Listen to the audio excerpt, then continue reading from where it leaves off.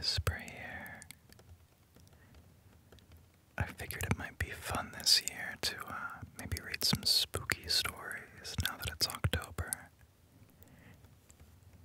This particular book always used to freak me out as a kid, even though it's technically a children's book.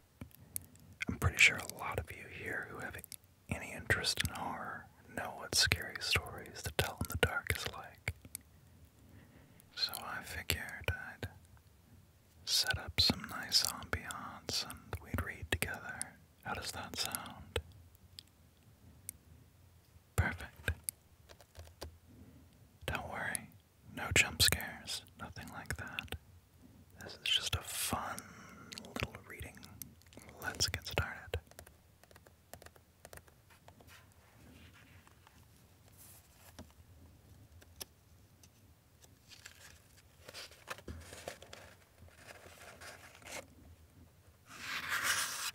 I've met so many people who actually found this in their elementary school library.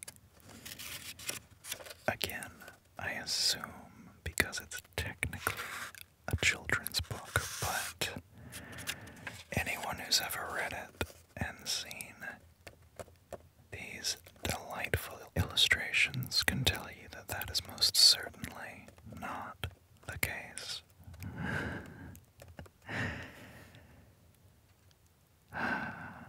Now, this one's called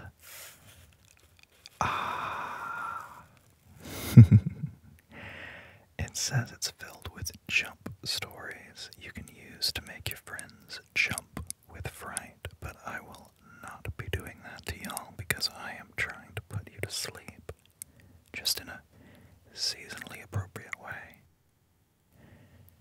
Let's continue.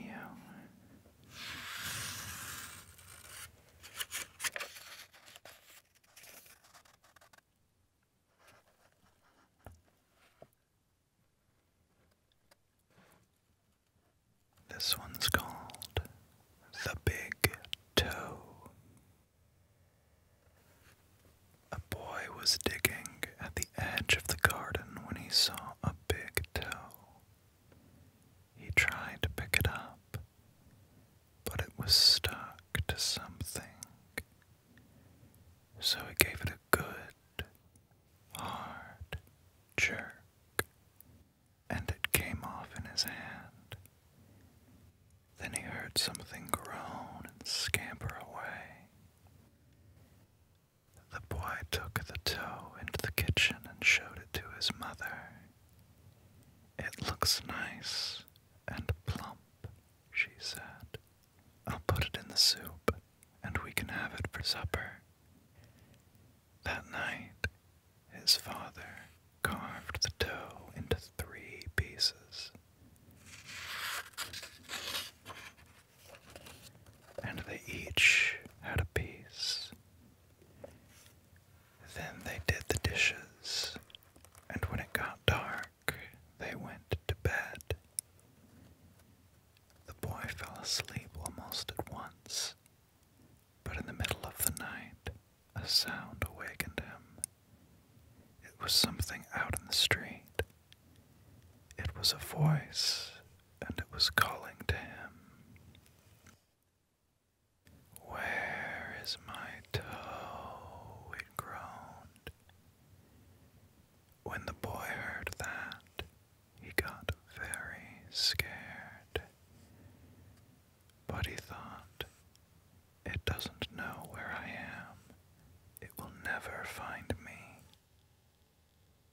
Then he heard the voice once more, only now it was closer. Where is my toe? It groaned. The boy pulled the blankets over his head and closed his eyes.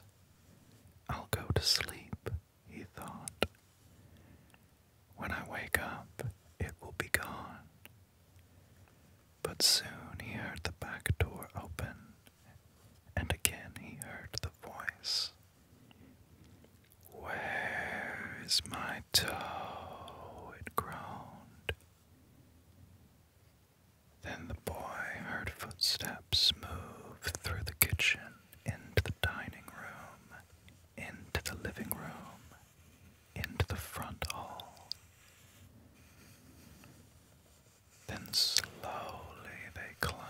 the stairs. Closer and closer they came. Soon they were in the upstairs hall. Now they were outside his door. Where is my toe? The voice groaned. His door opened. Shaking with fear, he listened as the footsteps slowly moved toward the dark. Through the dark toward his bed. Then they stopped. Where is my toe? The voice groaned. And at this point in the story, I'm supposed to jump at you and say, "You've got it." But I'm not going to do that because I am being good. This is the alternate ending. I'll probably just pick and choose a few stories throughout the book to read because reading the whole thing would take quite a long time. So, The Walk. Ooh, pretty hard. My uncle was walking down a lonely dirt road one day. He came upon a man who was also walking down that road. The man looked at my uncle, and my uncle looked at the man. The man was scared of my uncle, and my uncle was very scared of that man. But they kept on walking, and it began to get dark. The man looked at my uncle, and my uncle looked at the man.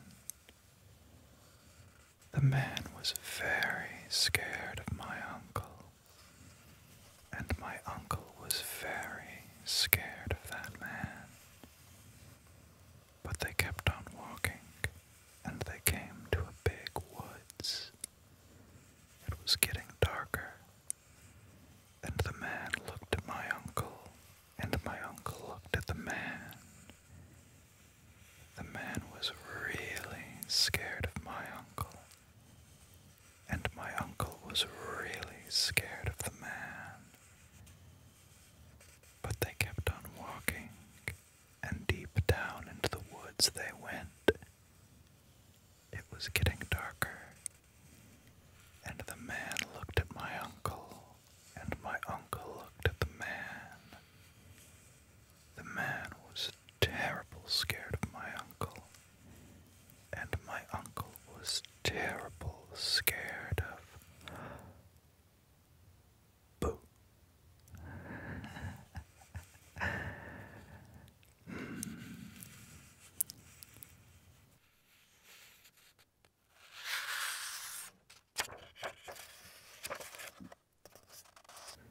What do you come for? There was an old woman who lived all by herself, and she was very lonely.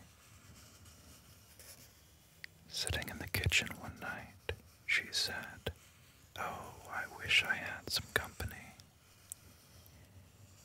No sooner had she spoken than down the chimney tumbled 2 feet, from which the flesh had rotted. The old woman's eyes bulged with terror. Then 2 legs dropped. Then 2 legs dropped to the hearth and attached themselves to the feet. Then a body tumbled down.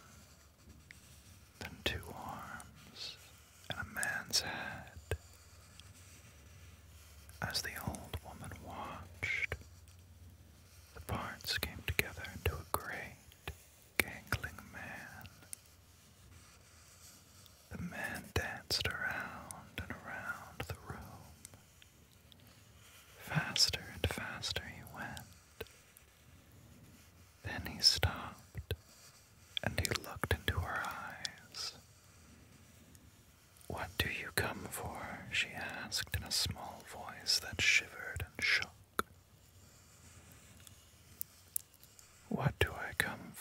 he said, "I come for you."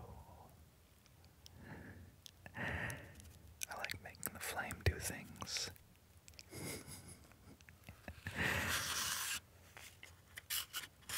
Oh, those wonderful spooky illustrations. They actually released a version of these books about 5 or 10 years ago that had updated, non-spooky illustrations. And the backlash was so huge because everyone was so, attached to these traumatizing images they grew up with that they re-released them with the originals, which is how I got hold of this book, was because of the re-release. Oh boy, this one looks like it relies on slang or a dialect, so we're going to try. Mitai Dodie Walker. There was a haunted house where every night a bloody head fell down the chimney. At least, that's what people said. So nobody would stay there overnight. Then a rich man offered $200 to whoever would do it. And this boy said he would try if he could have his dog with him. So it was all settled.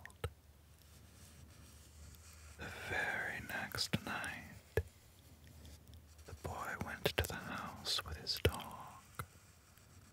To make it more cheerful, he started a fire in the fireplace. Then he sat in front of the fire and waited, and his dog waited with him. For a while, nothing happened. But a little after midnight, he heard someone singing softly and sadly off in the woods. The singing sounded something like this. Mitai Dodie Walker. It's just somebody singing, the boy told himself, but he was frightened. Then his dog answered the song. Softly and sadly it sang, Lynchy, Kinchy, Collie, Molly, Dingo, Dingo. The boy could not believe his ears. His dog had never uttered a word before. Then a few minutes later, he heard the singing again. Now it was closer and louder, but the words were the same. Mitai Dodie Walker. This time the boy tried to stop his dog from answering. He was afraid that whoever was singing would hear it and come after them. But his dog paid no attention, and again it sang, Lynchy, Kinchy, Collie, Molly, Dingo, Dingo. A half hour later the boy heard the singing again. Now it was in the backyard, and the song was the same. Mitai Dodie Walker. Again the boy tried to keep his dog quiet, but the dog sang out louder than ever. Lynchy, Kinchy, Collie, Molly, Dingo, Dingo.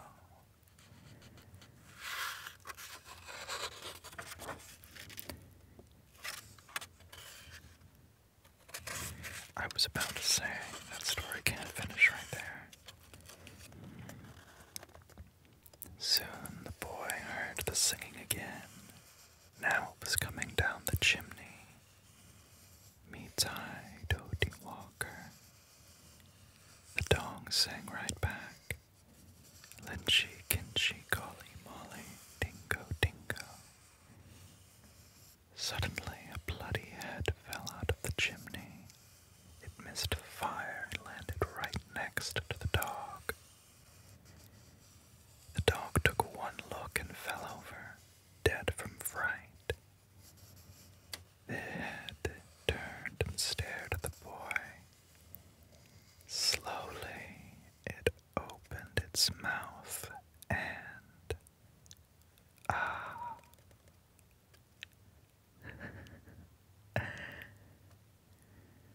Alright, we're going to skip through the little song bits that come between some of the stories because I'm not singing or reading poems like this. I want the good spooky stories. Ah, yes. He heard footsteps coming up the cellar stairs. There are ghosts in this chapter. One comes back as a real person. Another takes revenge on her murderer. And there are other strange happenings.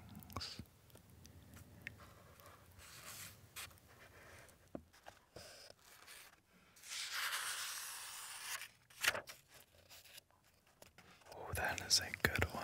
That would have scared me so much as a kid. I was not a horror guy when I was young. I grew into one, but I wasn't one when I was younger. Ted Martin and Sam Miller were good friends.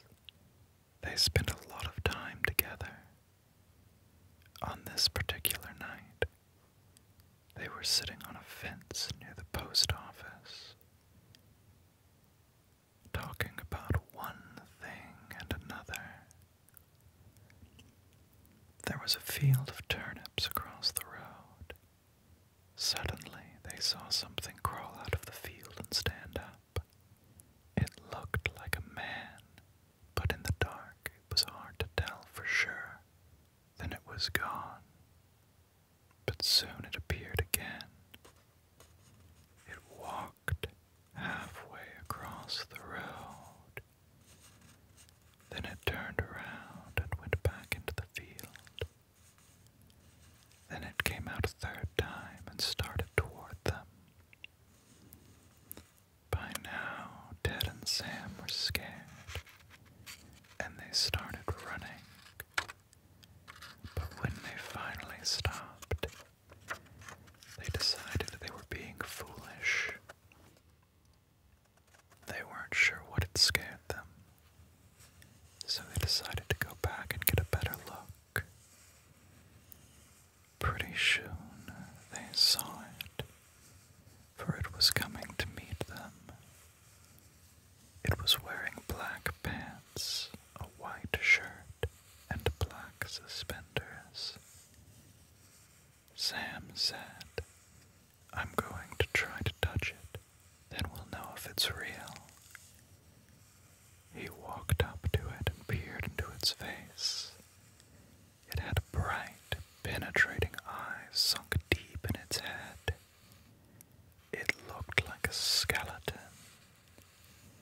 Ted took one look and screamed, and again he and Sam ran. But this time the skeleton followed them. When they got to Ted's house, they stood in the doorway and watched it. It stayed out on the road for a while. Then it disappeared. A year later, Ted got sick and died. Toward the end, Sam sat up with him every night. The night Ted died, Sam said he looked just like the skeleton. Cold as clay. A farmer had a daughter for whom he cared more than anything on earth. She fell in love with a farmhand named Jim, but the farmer did not think Jim was good enough for his daughter. To keep them apart, he sent her to live with her uncle on the other side of the country. Soon after she left, Jim got sick, and he wasted away and died. Everyone said he died of a broken heart.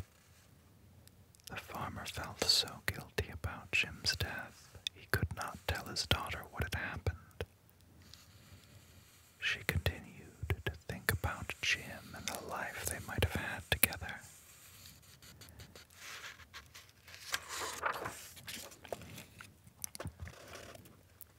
One night, many weeks later, there was a knock on her uncle's door.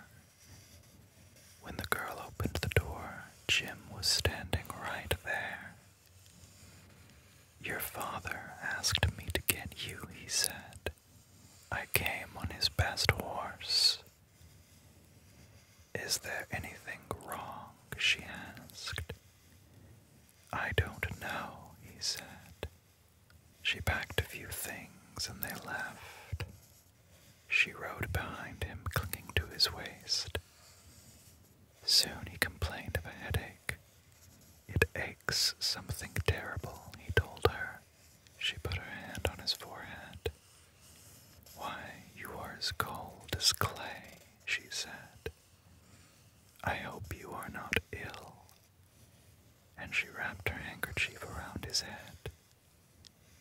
They traveled so swiftly that in a few hours they reached the farm. The girl quickly dismounted and knocked on the door. Her father was startled to see her. "Didn't you send for me?" she asked. "No, I didn't," he said. She turned to Jim, but he was gone, and so was the horse. They went to the stable to look for them. The horse was there. It was covered with sweat and trembling with fear. But there was no sign of Jim. Terrified, her father told her the truth about Jim's death. Then quickly he went to see Jim's parents. They decided to open his grave. The corpse was in its coffin, but around its head they found the girl's handkerchief. The white wolf. The timber wolves around French Creek had gotten out of hand. There were so many wolves, the farmers could not stop them from killing their cattle and sheep. So the state put a bounty on them. It would pay a hunter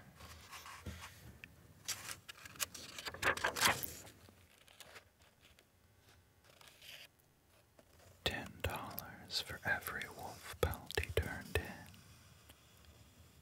A butcher in town named Bill Williams thought that was pretty good money. He stopped working as a butcher and started killing wolves. He was good at it. Every year he killed over 500 of them. That came to more than $5,000. It was quite a bit of money in those days. After 4 or 5 years, Bill had killed so many wolves that there were hardly any left in that area. So he retired, and he vowed never to harm another wolf because wolves had made him rich. Then one day, a farmer reported that a white wolf had killed 2 of his sheep.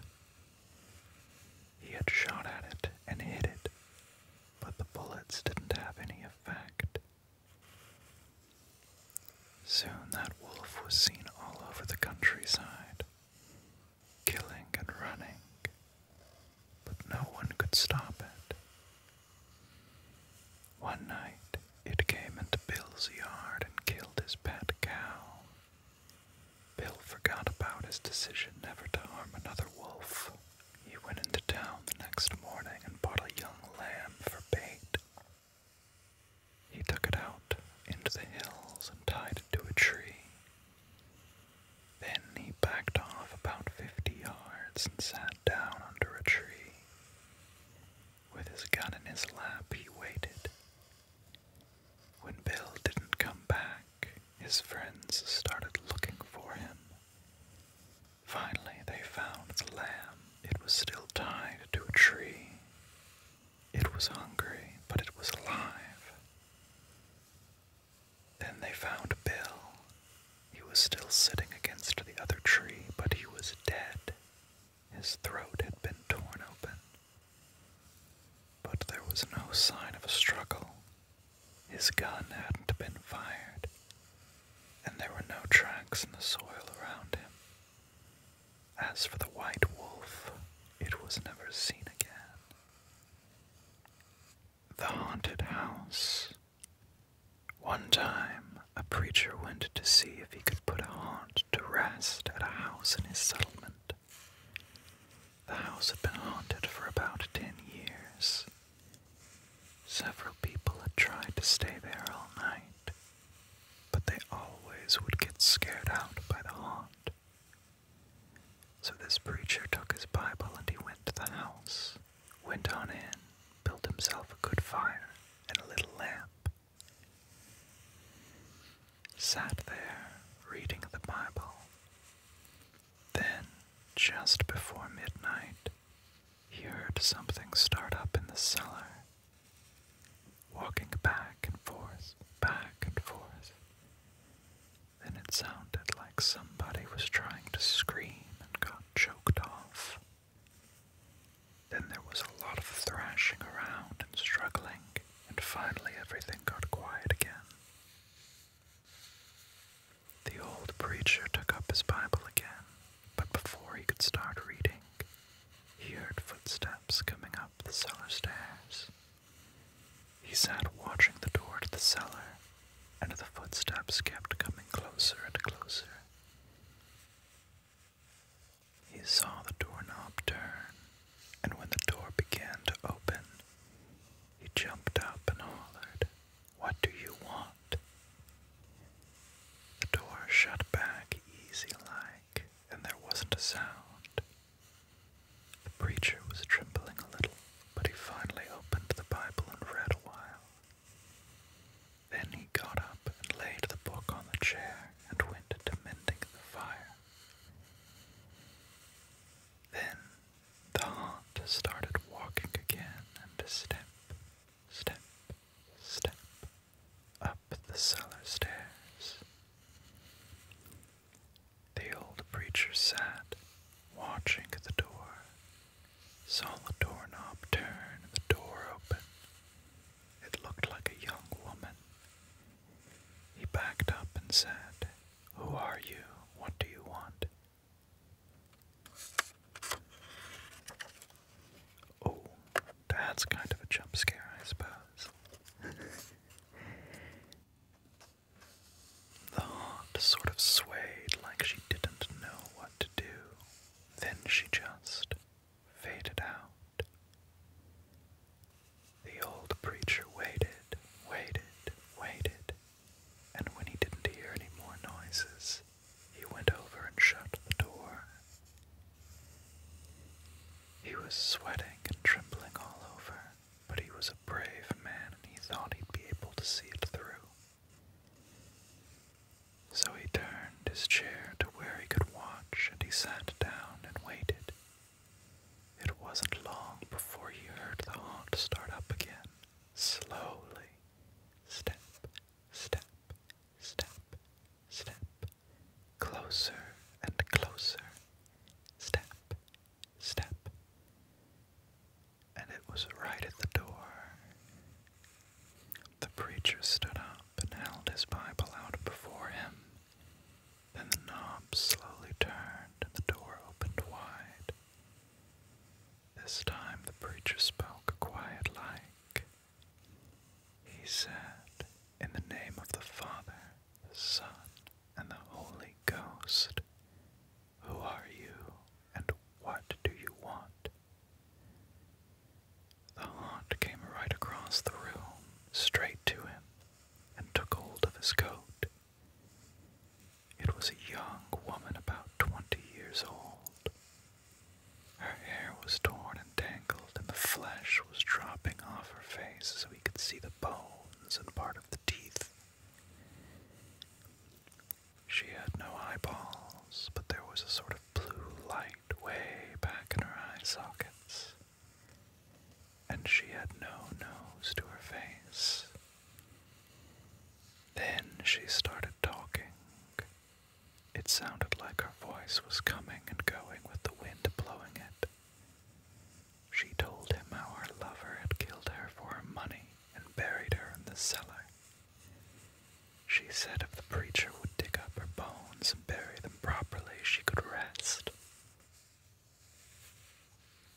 Then she told him to take the end joint of the little finger from her left hand and to lay it in the collection plate at the next church meeting, and he'd find out who had murdered her. And she said, if you come back here once more after that, you'll hear my voice at midnight, and I'll tell you where my money is hid, and you can give it to the church. The haunt sobbed like she was tired, and she sunk down toward the floor and was gone. The preacher found her bones and buried them in the graveyard.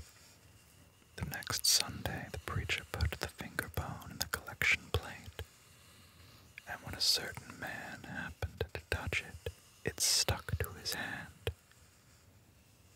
The man jumped up and rubbed and scraped and tore at that bone, trying to get it off. Then he went to screaming like he was going crazy. Well, he confessed to the murder, and they took him on to jail. After the man was hung, the preacher went back to the house one midnight, and the haunt's voice told him to dig under the hearth rock. He did, and he found a big sack of money. And where that haunt had held onto his coat, the print of those bony fingers was burned right into the cloth. It never did come out. The guests. A young man and his wife were on a trip to visit his mother. Usually they arrived in time for supper, but they had gotten a late start, and now it was getting dark, so they decided to look for a place to stay overnight and go on in the morning. Just off the road, they saw a small house in the woods. Maybe they rent rooms, the wife said, so they stopped to ask. An elderly man and woman came to the door. They didn't rent rooms, they said, but they would be glad to have them stay overnight as their guests. They had plenty of room, and they would enjoy the company. The old woman made coffee and brought out some cake, and the four of them talked for a while. Then the young couple were taken to their room. They again explained that they wanted to pay for this, but the old man said he would not accept any money. The young couple got up early the next morning before their hosts had awakened. On a table near the front door, they left an envelope with some money in it for the room. Then they went on to the next town. They stopped in a restaurant and had breakfast. When they told the owner where they had stayed, he was shocked. That can't be, he said. That house burned to the ground, and the man and the woman who lived there died in the fire. The young couple could not believe it, so they went back to the house. Only now there was no house. All they found was a burned-out shell. They stood staring at the ruins, trying to understand what had happened. Then the woman screamed. In the rubble was a badly burned table, like the one they had seen by the front door. On the table was the envelope they had left that morning.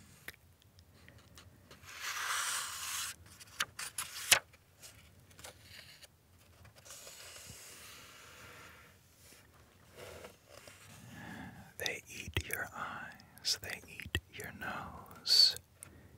There are scary stories about all kinds of things. The ones told here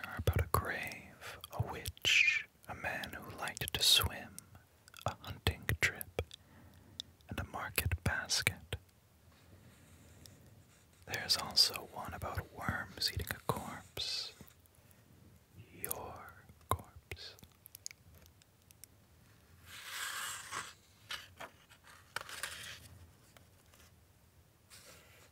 I'll skip the songs, as I've said before, as my voice isn't really great for singing.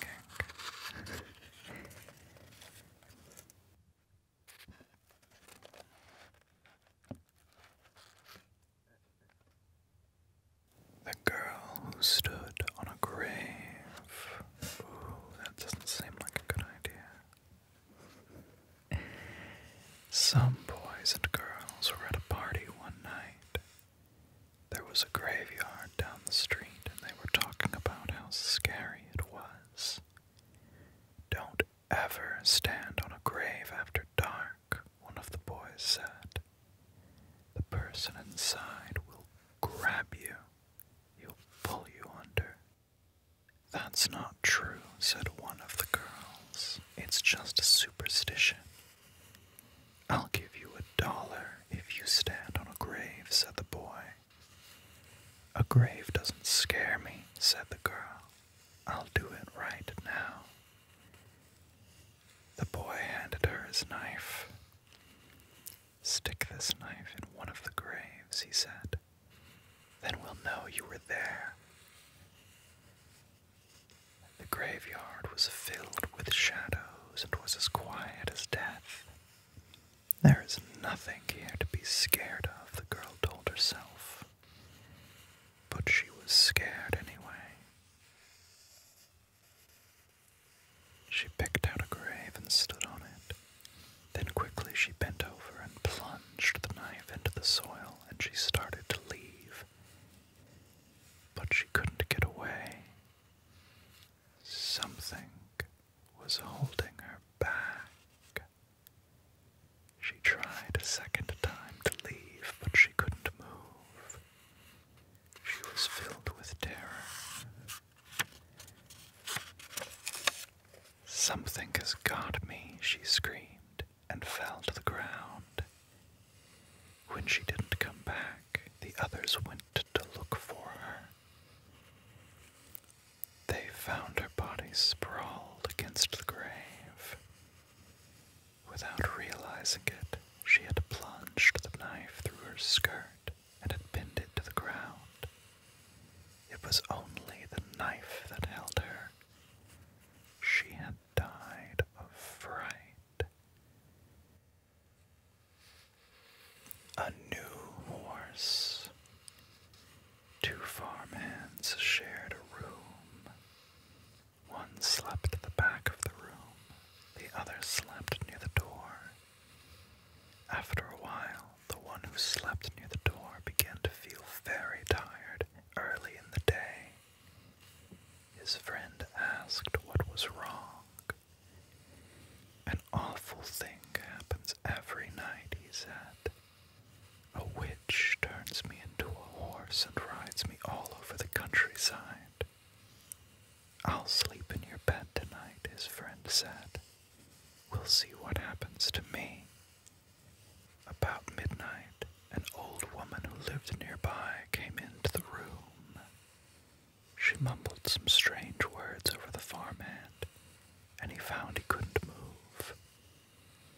Then she slipped a bridle on him, and he turned into a horse. The next thing he knew, she was riding him across the fields at breakneck speed, beating him to make him go even faster. Soon they came to a house where a party was going on. There was a lot of music and dancing. They were having a big time inside. She hitched him to the fence and went in. While she was gone, the farmhand rubbed against the fence until the bridle came off, and he turned back into a human being. Then he went into the house and found the witch. He spoke those strange words over her, and with the bridle he turned her into a horse. Then he rode her to a blacksmith and had her fitted with horseshoes. After that, he rode her to the farm where she lived.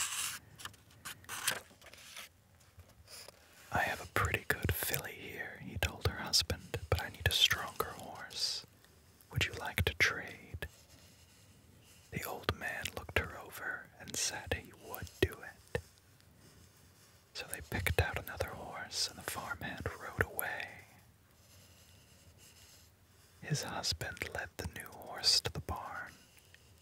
He took off the bridle and went to hang it up, but when he came back, the new horse was gone. Instead, there stood his wife, with horseshoes nailed to her hands and feet. Alligators. A young woman in town married a man from another part of the country. He was a nice fellow, and they got along pretty well together. There was only one problem. Every night, he'd go swimming by the river. Sometimes he would be gone all night long, and she would complain about how lonely she was. This couple had 2 young sons. As soon as the boys could walk, their father began to teach them how to swim. And when they got to be old enough, he took them swimming in the river at night. Often they would stay there all night long, and the young woman would stay home all by herself. After a while, she began to act in a strange way. At least, that is what the neighbors said. She told them that her husband was turning into an alligator, and that he was trying to turn the boys into alligators. Everybody told her there was nothing wrong with a man taking his sons swimming. That was a natural thing to do. And when it came to alligators, there just weren't any nearby. Everybody knew that. Early one morning, the young woman came running into town from the direction of the river. She was soaking wet. She said a big alligator and 2 little alligators had pulled her in and had tried to get her to eat a raw fish. They were her husband and her sons, she said, and they wanted her to live with them, but she had gotten away. Her doctor decided that she had lost her mind, and he had her put in the hospital for a while. After that, nobody saw her husband and the boys again. They just disappeared. But now and then, a fisherman would tell about seeing alligators in the river at night. Usually it was 1 big alligator and 2 small ones. But people said they were just making it up. Everybody knows there aren't any alligators around here.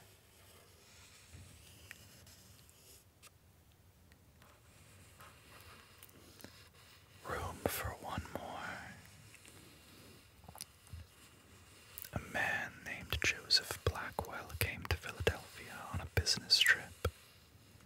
He stayed with friends in the big house they owned outside the city. That night, they had a good time visiting, but when Blackwell went to bed, he tossed and turned and couldn't sleep. Sometime during the night, he heard a car turn into the driveway. He went to the window to see who was arriving at such a late hour.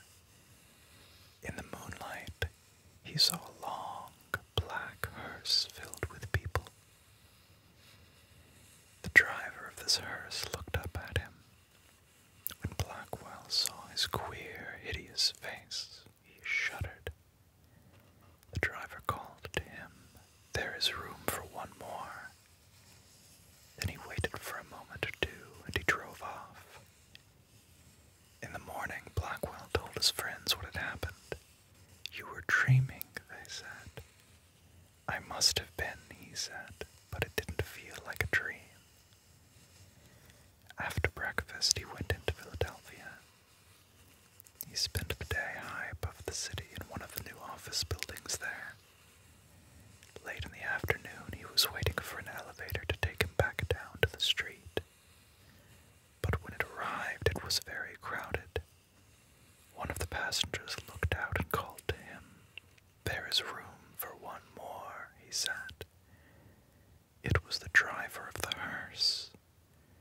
"No thanks," said Blackwell. "I'll get the next one." The doors closed and the elevator started down. There was shrieking and screaming, then the sound of a crash.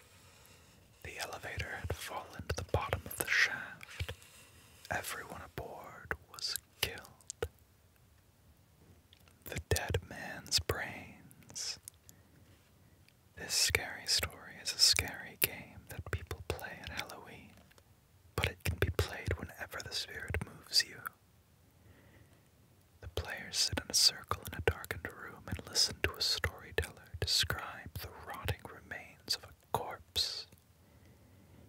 Each part is passed around for them to feel. In one version, a player is out if he or she screams or gasps with fright. In another version, everybody stays to the end, no matter how scared they get. Here's the story. Once in this town there lived a man named Brown. It was years ago on this night that he was murdered out of spite. We have here his remains. First, let's feel his brains, a wet, squishy tomato. Now here are his eyes, still frozen with surprise, 2 peeled grapes. Then his nose, a chicken bone. Here is his ear, a dried apricot. And here is his hand, rotting flesh and bone. A cloth or rubber glove filled with mud or ice. But his hair still grows, a handful of corn silk or wet fur or yarn. And his heart still beats now and then, a piece of raw liver. And his blood still flows. Dip your fingers in it, it's nice and warm. A bowl of catsup thinned with warm water. That's all there is, except for these worms. They're the ones that ate the rest of him. A handful of wet, cooked spaghetti noodles.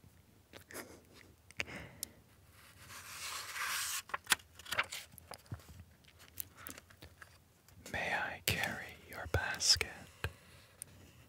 Sam Lewis spent the evening playing chess at his friend's house. It was about midnight when they finished their game and he started home. Outside it was icy cold and quiet as the grave. As he came around a turn in the road, he was surprised to see a woman walking ahead of him. She was carrying a basket covered with a white cloth. When he caught up to her, he looked to see who it was, but she was so bundled up against the cold it was hard to see her face. "Good evening," Sam said. "What brings you out so late?" But she didn't answer. Then he said, "May I carry your basket?" She handed it to him. From under the cloth, a small voice said, "That's very nice of you," and that was followed by wild laughter. Sam was so startled that he dropped the basket, and out rolled a woman's head. He looked at the head and he stared at the woman. "It's her head," he cried. And he started to run, and the woman in her head began to chase him. Soon the head caught up to him. It bounded into the air and sunk its teeth into his left leg. Sam screamed with pain and ran past her. But the woman in her head stayed right behind. Soon the head leapt into the air again and bit into his other leg. Then they were gone.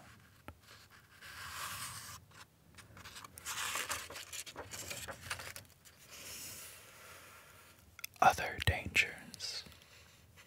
Most of the scary stories in this book have been passed down over the years, but the ones in this chapter have been told only in recent times.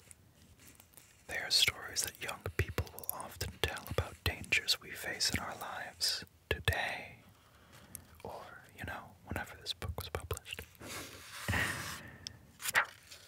The Hook, oh boy. There it is. Donald and Sarah went to the movies. Then they went for a ride in Donald's car. They parked up on a hill at the edge of town. From there they could see the lights up and down the valley.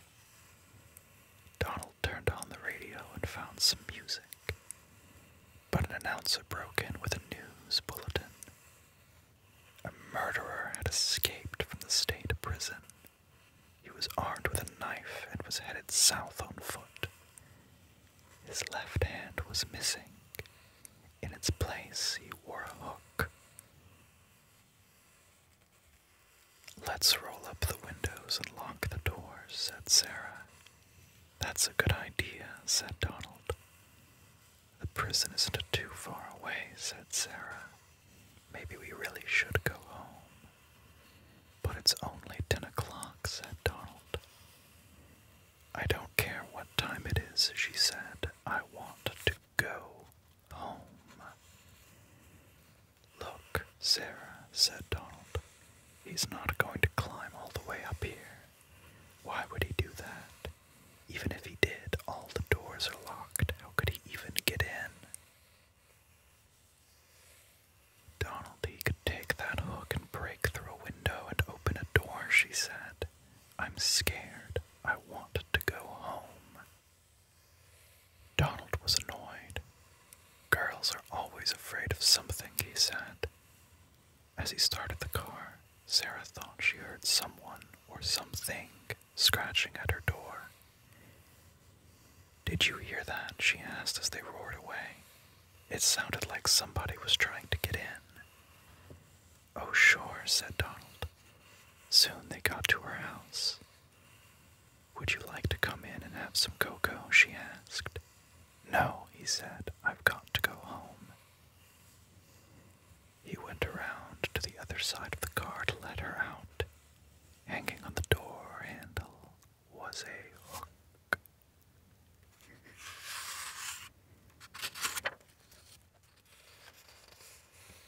The white satin evening gown. A young man invited a young woman to a formal dance, but she was very poor and she could not afford to buy the evening gown she needed for such an occasion. "Maybe you can rent a dress," her mother said. So she went to a pawn shop not far from where she lived. There she found a white satin evening gown in her size. She looked lovely in it, and she was able to rent it for very little. When she arrived at the dance with her friend, she was so attractive. Everyone wanted to meet her. She danced again and again and was having a wonderful time. But then she began to feel dizzy and faint, and she asked her friend to take her home. "I think I have danced too much," she told him. When she got home, she lay down on her bed. The next morning, her mother found that her daughter had died. The doctor did not understand what had caused her death, so he had the coroner perform an autopsy. The coroner found that she had been poisoned by embalming fluid. It had stopped her blood from flowing. There were traces of the fluid on her dress. He decided it had entered her skin while she perspired while she was dancing. The pawnbroker said he bought the dress from an undertaker's helper. It had been used in a funeral for another young woman, and the helper had stolen it just before she was buried.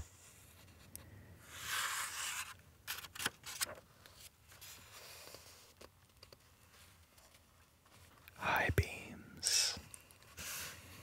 The girl driving the old blue sedan was a senior at the high school. She lived on a farm about 8 miles away and used the car to drive back and forth. She had driven into town that night to see a basketball game. Now she was on her way home. As she pulled away from the school, she noticed a red pickup truck follow her out of the parking lot. A few minutes later, the truck was still behind her. "I guess we're going in the same direction," she thought. She began to watch the truck in her mirror. When she changed her speed, the driver of the truck changed his speed. When she passed a car, so did he. Then he turned on his high beams, flooding her car with light. He left them on for almost a minute. "He probably wants to pass me," she thought, but but she was becoming uneasy. Usually she drove home over a back road. Not too many people went that way. But when she turned onto that road, so did the truck. I've got to get away from him, she thought, and she began to drive faster. Then he turned his high beams on again. After a minute, he turned them off. Then he turned them on again and off again. She drove even faster, but the truck driver stayed right behind her. Then he turned on his high beams. Once more, her car was ablaze with light. What is he doing? She wondered. What does he want? Then he turned them off again. But a minute later, he had them on again, and he left them on. At last, she pulled into her driveway, and the truck pulled in right behind her. She jumped from the car and ran to the house. "Call the police," she screamed at her father. Out in the driveway, she could see the driver of the truck. He had a gun in his hand. When the police arrived, they started to arrest him, but he pointed to the girl's car. "You don't want me," he said. "You want him." Crouched behind the driver's seat, there was a man with a knife. As the driver of the truck explained it, the man slipped into the girl's car just before she left the school. He saw it happen, but there was no way he could stop it. He thought about getting the police, but he was afraid to leave her, so he followed her car. Each time the man in the back seat reached up to overpower her, the driver of the truck turned on his high beams. Then the man dropped down, afraid that someone might see him.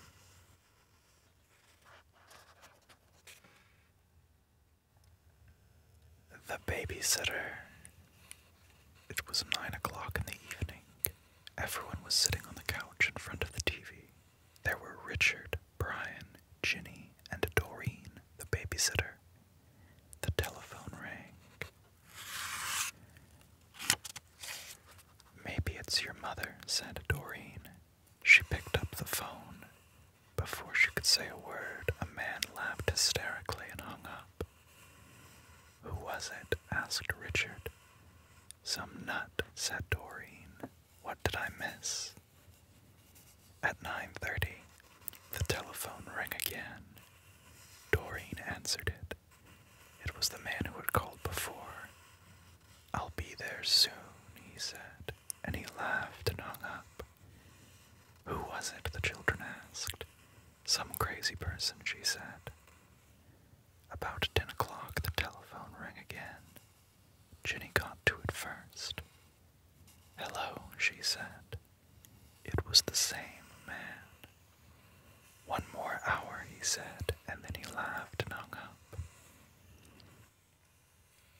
He said, "One more hour." What did he mean? Asked Ginny. "Don't worry," said Doreen. "It's somebody fooling around." "I'm scared," said Ginny. About 10:30, the telephone rang once more. When Doreen picked it up, the man said, "Pretty soon now," and he laughed. "Why are you doing this?" Doreen screamed, and he hung up. "Was it that guy again?" asked Brian. "Yes," Doreen said. "I'm going to call the operator and complain."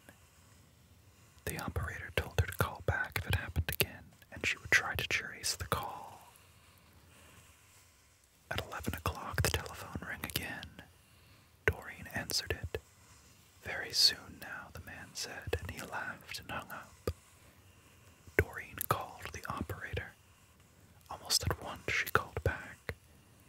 "That person is calling from a telephone upstairs," she said. "You'd better leave. I'll get the police." Just then, a door upstairs opened. A man they had never seen before started down the stairs toward them. As they ran from the house, he was smiling in a very strange way. A few minutes later, the police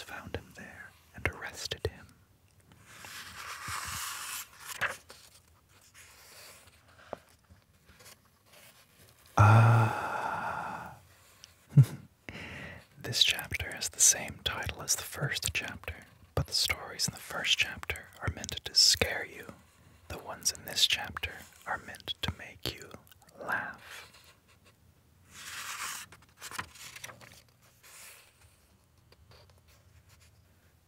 The Viper. A widow lived alone on the top floor of an apartment house. One morning her telephone rang. "Hello," she said. "This is the Viper," a man said. "I'm coming up." Somebody is fooling around, she thought, and hung up.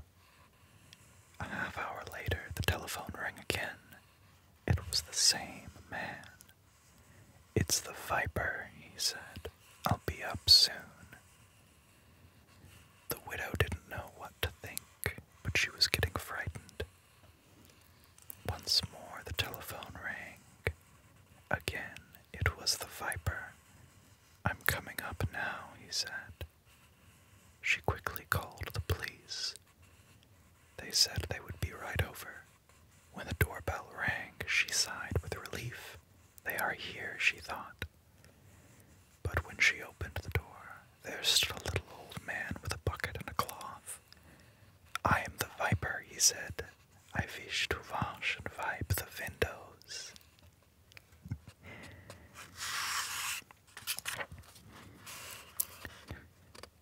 The attic. A man named Rupert lived with his dog in a house deep in the woods. Rupert was a hunter and a trapper. The dog was a big German shepherd named Sam. Rupert had raised Sam from a pup. Almost every morning Rupert went hunting, and Sam stayed behind and guarded the house. One morning, as Rupert was checking his traps, he got the feeling that something was wrong at home. He hurried back as fast as he could, but when he got there he found that Sam was missing. He searched the house and the woods nearby, but Sam was nowhere to be seen. He called and he called, but the dog did not answer. For days Rupert looked for Sam, but he could find no trace of him. Finally, he gave up and went back to his work. But one morning, he heard something moving in the attic. He picked up his gun. Then he thought, "I'd better be quiet about this." So he took off his boots, and in his bare feet, he began to climb the attic stairs. He slowly took one step, then another, until at last he reached the attic door. He stood outside listening, but he didn't hear a thing. Then he opened the door, and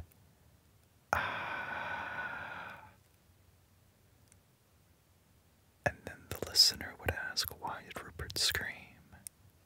And I would reply quite candidly, "You'd scream too if you stepped on a nail in your bare feet."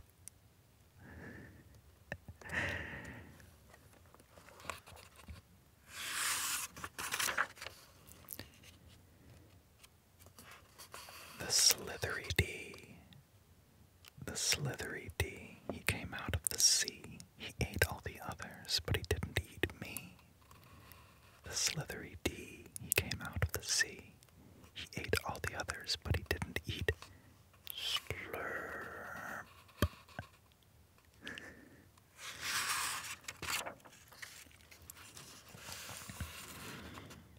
Aaron Kelly's bones.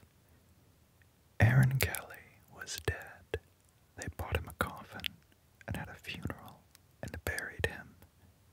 But that night he got out of his coffin and he came home. His family was sitting around the fire when he walked in.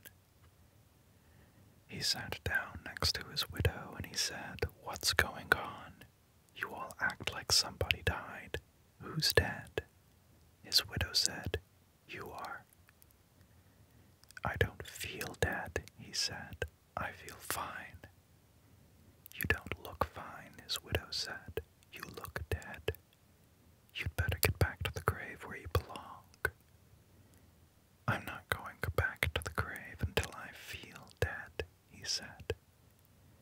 Since Aaron wouldn't go back,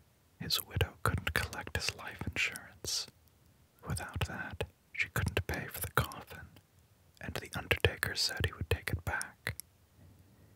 Aaron didn't care. He just sat by the fire, rocking in a chair and warming his hands and feet. But his joints were dry and his back was stiff, and every time he moved, he creaked and cracked. One night, the best fiddler in town came to court the widow. Since Aaron was dead, the fiddler wanted to marry her. The two of them sat on one side of the fire, and Aaron sat on the other side, creaking and cracking. "How long do we have to put up with this dead corpse?" the widow said. "Something must be done," the fiddler said. "This isn't very jolly," Aaron said. "Let's dance." The fiddler got out his fiddle and began to play. Aaron stretched himself, shook himself, got up, took a step or two, and began to dance. With his old bones rattling, and his yellow teeth snapping, and his bald head wagging, and his arms flip-flopping, around and around he went. With his long legs clicking and the knee bones knocking, he skipped and pranced around the room. How that dead man danced! But pretty soon a bone worked loose and fell to the floor. "Look at that," said the fiddler. "Play faster," said the widow. The fiddler played faster. Crickety-crack, down and back, the dead man went hopping, and his dry bones kept dropping. This way, that way, the pieces just kept popping. "Play, man, play," cried the widow. The fiddler fiddled, and the dead Aaron danced. Then Aaron fell apart, collapsed into a pile of bones. All except his bald head bone. That grinned at the fiddler, cracked its teeth, and kept dancing. "Look at that," groaned the fiddler. "Play louder," cried the widow. "Ho, ho," said the head bone. "Ain't we having fun?" The fiddler couldn't stand it. "Widow," he said, "I'm going home," and he never came back. The family gathered up Aaron's bones and put them back in the coffin. They mixed them up so he couldn't fit them back together. After that, Aaron stayed in his grave. But his widow never did get married again. Aaron had seen to that.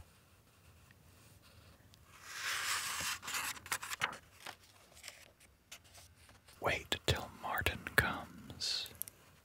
An old man was out for a walk. When a storm came up, he looked for a place to take shelter. Soon he came to an old house. He ran up on the porch and knocked on the door, but nobody answered. By now, rain was pouring down, thunder was booming, and lightning was flashing, so he tried the door. When he found it was unlocked, he went inside. Except for a pile of wooden boxes, the house was empty. He broke up some of the boxes and made a fire with them. Then he sat down in front of the fire and dried himself. It was so warm and cozy that he fell asleep. When he woke up, a black cat was sitting near the fire. It stared at him for a while. Then it purred. "That's a nice cat," he thought, and he dozed off again. When he opened his eyes, there was a second cat in the room, but this one was as big as a wolf. It looked at him very closely, and he asked, "Shall we do it now?" "No," said the other cat. "Let's wait till Martin comes." "I must be dreaming," thought the old man. He closed his eyes again. Then he took another look. But now there was a third cat in the room, and this one as big as a tiger. It looked the old man over and it asked, "Shall we do it now?" "No," said the others. "Let's wait till Martin comes." The old man jumped up, jumped out the window, and started running. "When Martin comes, you tell him I couldn't wait," he called.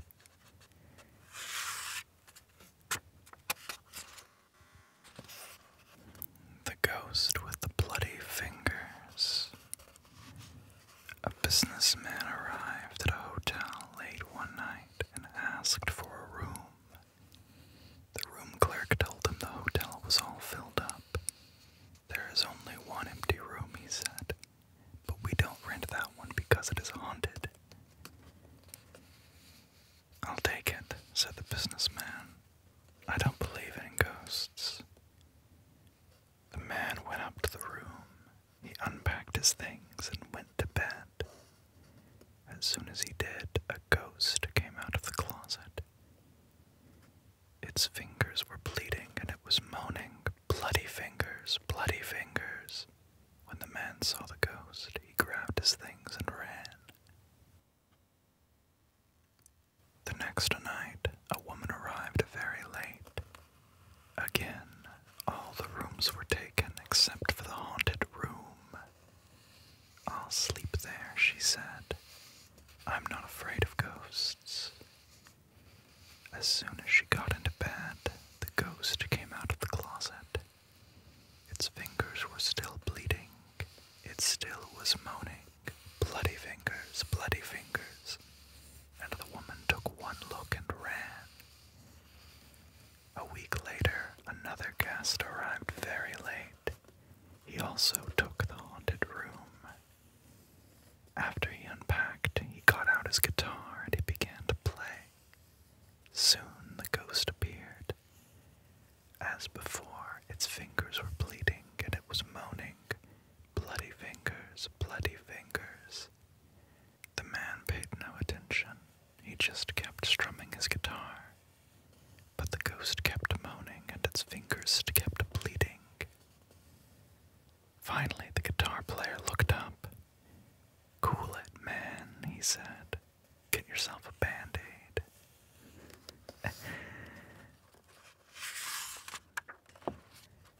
And that, my dear viewers and listeners, is the end of Scary Stories to Tell in the Dark. I did not realize I would get through the whole thing. I'm honestly a bit surprised by that.